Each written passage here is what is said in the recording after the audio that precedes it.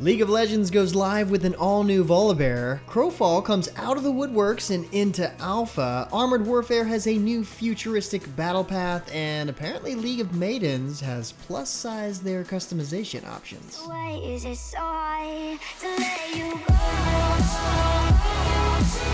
What's up guys, James Blonde here with your weekly recap for gaming news and announcements of the week of May 29th, 2020. And to start off, we need to do a little bit of a rewind. Last week we derped, kinda, and missed the covering of the launch of Amazon Games' free-to-play action shooter, Crucible. Unfortunately, it looks like the game has got off to a kinda rocky start, with Steam reviews very solidly mixed and a lot of fair criticisms lining up to be addressed. Amazon has been pushing updates almost every day to try to fix the issues and has recently promised to fix some of the most pressing concerns players have, so hopefully they'll be able to turn it around before it's, too late. If nothing else, maybe Amazon Game Studios will learn from this launch when they get ready to release New World. Next up, let's talk about two games that just hit Steam Early Access. The first is Project Genesis, a team-based PvP shooter that features third-person ship-to-ship battles and first-person close-quarters combat on board in the same match.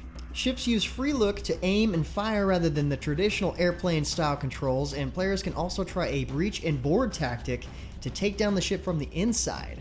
It's supposed to be a little like a fusion of Dreadnought and Destiny. There's also some exclusive Founders Packs available only during this early access period, so if you end up liking the game, well, you might as well support the devs if you can. Second on the early access list this week is Quantum League. This unique arena shooter with a time loop mechanic just broke out of beta this past week with a few updates, including a new 1v1 map, improvements to the weapon feel and hit registration, a rework to the competitive league system and matchmaking system, and plenty more. While this isn't a free-to-play game, it's doing really well and it's pretty affordable. Might be worth checking out. Meanwhile, MMO fans might be happy to hear that Crowfall is finally moving forward and has gone to an official alpha state. I know, all this time and now it's an alpha.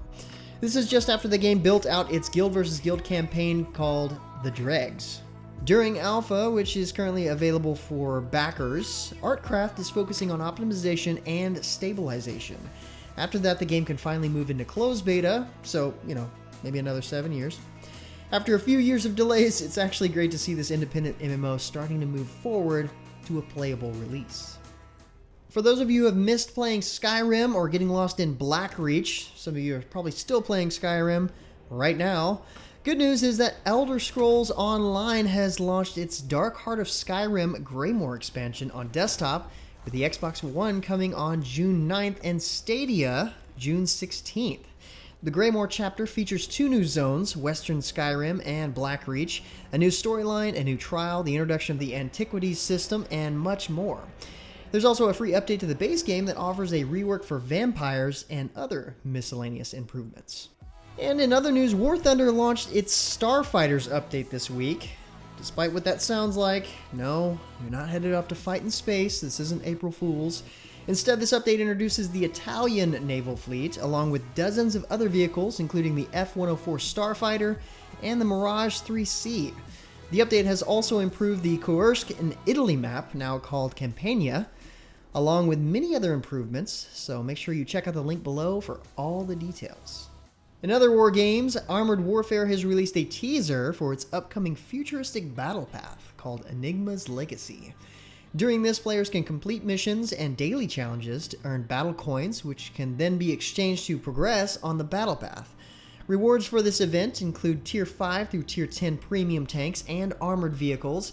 When the path releases on June 2nd, it will also feature workshop support and changes to progression that makes unlocking missions easier, while also requiring using the path's vehicles to even the playing field.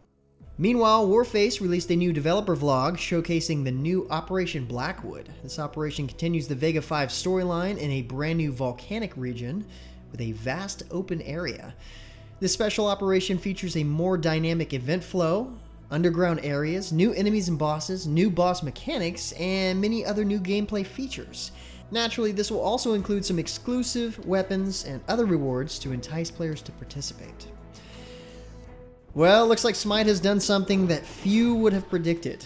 they've announced that the next god to be released will be none other than the Lovecraftian horror Cthulhu.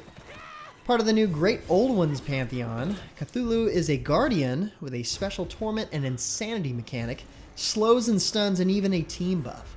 Cthulhu, along with Grim Omens Chapter 4, is set to launch on June 16th. Make sure you check out the patch preview linked below.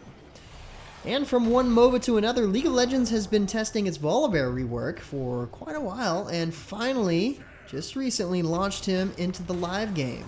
There's some interesting changes to his kit in this rework. His old ultimate, which granted him attack speed and chain lightning, has now become his new passive, for instance, while his new ultimate lets him disable towers for a short period of time. Riot's even giving away a free Eldritch-inspired skin to anyone who's owned Volibear before patch 10.11, or buys him during 10.11 as a nod to a story featured on Universe. Also with Riot Games, their league-based card game Legends of Runeterra has pushed out patch 1.2, which focuses mainly on the game's live balance and meta, as well as clarity on some cards. There's also some new cosmetic stuff, including a free Rainbow Poro Guardian and emote that you can grab in the store until July 7th.